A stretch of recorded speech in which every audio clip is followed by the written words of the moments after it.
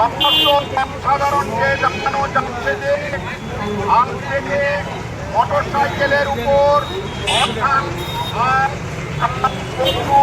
এই 3 দিন মোটরসাইকেলের উপর নির্দিষ্ট বিধিনিষেধ আরোপ রয়েছে। নিজের অত্যন্ত প্রয়োজনীয় কাজ ছাড়া ডাক্তার বা ওষুধ সংক্রান্ত অথবা পারিবারিক জরুরি প্রয়োজন ছাড়া কেউ মোটরসাইকেল নিয়ে অযথা ঘোরাঘুরি করবেন না।